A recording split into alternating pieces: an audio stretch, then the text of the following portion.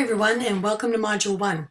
In this module, we're going to consider the central concept around which this course is constructed, the concept of gender. How is gender conceptualized, and what meaning does it have for educators and students in educational contexts? In order to explore these questions, we're going to look at the idea of gender by considering 4 resources, 3 of which are videos, and the other comes from a written text. During this first module, you'll engage with all 4 resources in depth, part of 1 book chapter, and 3 videos. In modules 2 to 4, however, you'll watch any videos assigned and then read 3 of the 4 articles for general content only. Then you'll become the expert communicator or commentator for 1 article to which you'll be assigned, and which you'll read in depth and then comment on in the forum. And I'll put more information about that in module 2, but just to signal that this is a little bit different than the rest of the modules will be. In this module, the first resource I want to talk about briefly is a book by Raewyn Connell and Rebecca Pearce.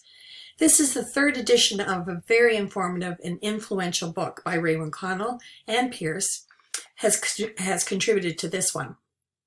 In the reading for this module, Connell talks about various aspects of what we mean by the notion of gender. Raewyn Connell is an Australian sociologist and an emeritus professor at the University of Sydney, where Rebecca Pearce is a lecturer. And Raewyn has been and continues to be a very well-known scholar in the area of gender, and you'll often see Connell referenced in some of the articles that you'll be looking at. The second resource is a video by Dr. Fiona Macaulay.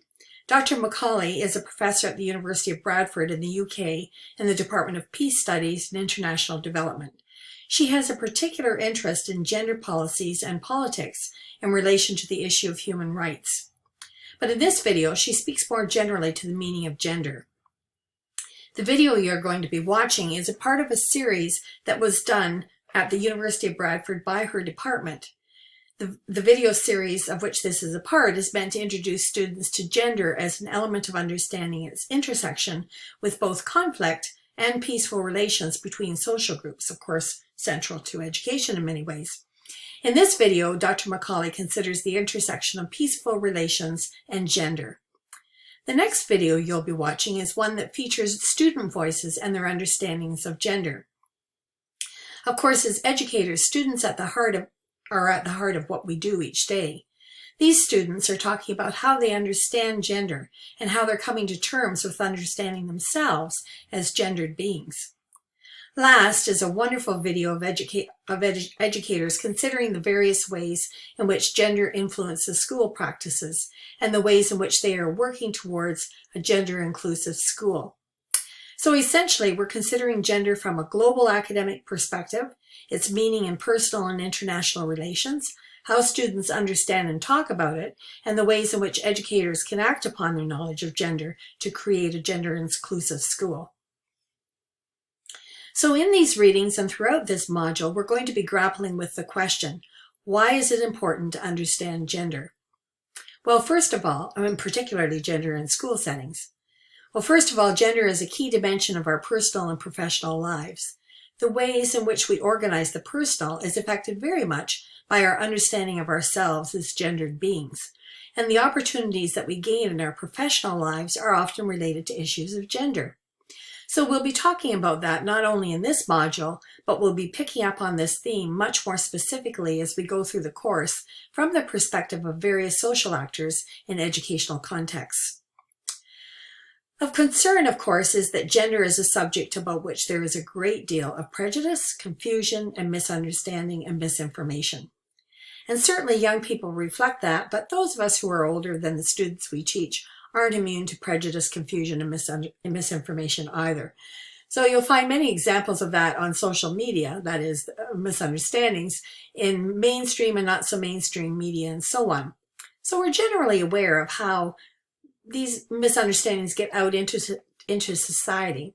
So to deter prejudice, misinformation, and confusion in schools, workplaces, homes, businesses, virtually everywhere then, understanding gender and how we can think through issues of gender is very important, especially for those of us who have who play such a significant role in our students' lives. Macaulay talks quite eloquently about the importance of seeing gender. That is, understanding what it is and seeing its effects. Gender is one of those sorts of invisible aspects of our lives. It's so embedded in how we live our lives each day that we just don't see it. It simply is there, sort of like the air we breathe. It's there and its effects are profound, but it's not something that we consciously pay attention to or even notice. So from Macaulay's perspective, it's really important to be able to actually see and to understand the effects of gender and the ways in which they play themselves out in ways that are both positive and negative. And part of that comes from coming to terms with what we know about gender, which is what we're going to be doing in this module. Connell talks about gender as something that is a social construction. That is, gender is not something that we are physically born with, but it is something that is constructed through layers of social interactions within the social and cultural context in which we find ourselves over time. And the various aspects of that social context as well, for example, our country of origin, the religion that we practice, our geographic location, and so on, and what's considered normative in terms of how gender is expressed. So for example, who does what work, what that work is worth, and so on. These are all related to these broader social contexts. Gender as a normative social practice is monitored by ourselves and those around us throughout our lives. A few years ago, a kindergarten teacher wrote a book based on her master's thesis called "The Girls Are the Ones with the Pointy Nails," a quote from one of the boys in her class who was trying to explain to one of the other boys who the girls were and who the boys were and how you could tell the difference. In it, she explores how kindergarten and pre-K students monitor one another at the borders of normative gendered behavior. And so, for example, if a boy wanted to play in the house center in her class, the other boys, and sometimes the girls, would discipline their behavior because one of their classmates wanted to step outside of the boundaries of what they saw as legitimate gendered expression, at least as they understood it. These gendered norms are reinforced through social norms that begin before birth. If you've read my 10 Things About Me, you'll know that I'm a knitter. It's a hobby that I picked up since retiring, and I thoroughly enjoy it. I also enjoy some of the knitting blogs and vlogs that tell me more about it and what people are doing and all that kind of thing. Something that comes up often, less so lately, thank goodness, is the concern people express about what color should I knit baby clothes, pink or blue, especially when I don't know the sex of the baby that's being born. Interesting question, but really meaningless. This kind of reinforcement of gendered social norms right from the time a baby is born or even before, norms that have nothing to do with caring for the baby or supporting the baby's growth, or even historical norms in many cases. I mean, in Victorian times, boys wore pink and girls wore blue, have everything to do with gender as a social construction that is monitored and gets reinforced from a very early age. We see this at gender reveal parties, in the kinds of toys that are chosen for children, the way the baby is handled, and all of this sets the stage for the expectations and opportunities attached to gender norms as the child matures. In fact, research suggests that by the age of 3, gender norms are already well entrenched. We also know that while there is gender diversity, most conform to gender norms expected of their sex, even if they don't feel comfortable doing so. And we have to keep that in mind as teachers. Those who are comfortable with societal expectations seen as appropriate to their sexed body, that is their anatomical body, those who are cisgendered, in other words, may not even notice the power of those gender norms because they're able to conform within a comfortable range of behavior and don't experience resistance from others. However, those who are uncomfortable with the gender norms as they relate to their sexed body, that is, those who are gay, lesbian, transgendered, bisexual, two-spirited, and so on, are excruciatingly conscious of those gender norms, and in fact may face significant danger because their gendered identity doesn't match normative expressions of gender norms. It's important to remember that those who have lived outside gender norms have always existed historically and exist in all cultures, that they have contributed a great deal to society and have at times in history been accepted, but have also been persecuted depending on the law and social norms. Connell argues that because gender norms change over time and are malleable, changeable, That creates discomfort and fear because of the fear that changing gender norms are going to upset the social order. Because gender is so embedded in our psyches and our sense of ourselves and how we organize ourselves socially, personally, professionally, politically, and so on. So the possibility of changes in gender norms generates a lot of fear and a lot of discomfort because of the perception that the social order will be changed too, raising fear and legal responses that, as we've seen over the past few years, can change rather dramatically in response to those fears. And I would argue that these fears are generated at an even higher pitch, so to speak, when society in general is in a kind of disarray. The reality, however, is that gender norms are very persistent. They don't change quickly, although they do change. And certainly within my lifetime, I've seen some significant changes in gender norms. But there's this way in which when someone steps outside of gendered expectations, even when that meets with approval, they are still subject to those who may discipline non-normative gendered behavior through the law or social networks. Those who do not act within gender norms have to somehow prove that they're still okay and that they're still part of the team. So in this clipping, for example, and I think this came out of The Guardian, but I might be wrong about that. At any rate, the heading is, this is maybe 3 years ago, mother of three poised to lead the BBC. A non-executive director at HSBC could become the first woman to be chairman of the BBC Trust. Rona Fairhead, a married mother of three, has been named the government's preferred candidate. Now, on its surface, that's fairly benign. But can you imagine having this changed to the father of three is poised to lead the BBC? Ron Fairhead, a married father of three, those kinds of things wouldn't happen or would be so rare that they are almost unbelievable. And why is that? It's because this is a woman stepping outside of gender norms and gendered expectations. So they're trying to kind of make her legitimate in terms of her gender by pointing out that while she can be a high-powered executive, she can also be a married and a mother of three. The same thing happens to men. We see this, for example, in the phenomenon of men in elementary school or girls and women in sports. And we'll talk about this more, particularly when we get to the male as a gender too, and talk about this a little bit more in terms of what happens to men who kind of step outside the norm. These examples go to the whole notion of gender expression, which is how we demonstrate or enact our gendered identity. We do so through various aspects of our external presentation. So, for example, when a woman sits down in an airplane and she's dressed in casual, non-gender specific attire and slouches into her seat, spreads her legs and plunks her elbows down on both armrests, many others viewing these behaviors would be at least a little perplexed and might even express some disdain.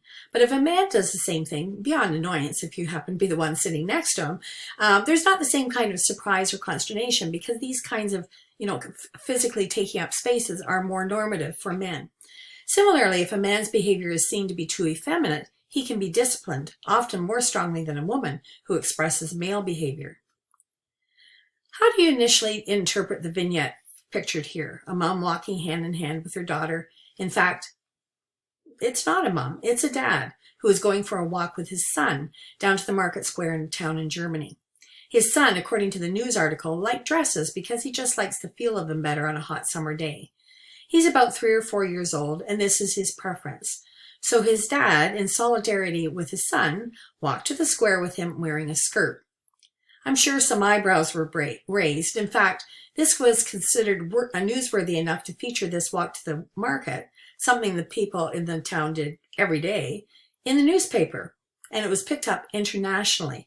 This picture and the reaction to it demonstrates how dress is a very powerful indicator of where one fits in terms of gender expression and how difficult it is to step outside those boundaries.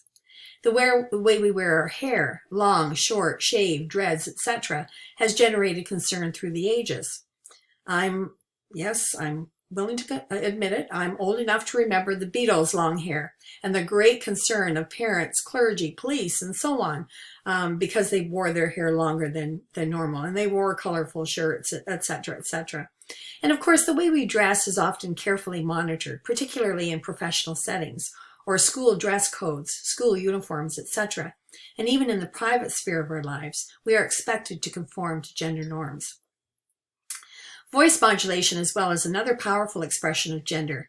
Whether your voice is high or low, how expressive you are as you talk, and how much pitch goes up and down to express emotion, whether you uptalk or express yourself forcefully, are all within a continuum of acceptable gendered expression.